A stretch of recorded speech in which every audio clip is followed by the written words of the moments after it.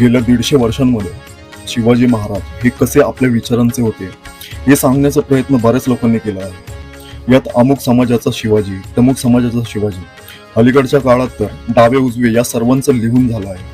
पण शिवाजी राजांचा संबंध हिंदू या शब्दाशी जोडला गेला तर जणू काय खूप मोठे संकट येणार आहे असा अविभार्य तथाकथित पुरोगामी व फेक्युलर आणतात।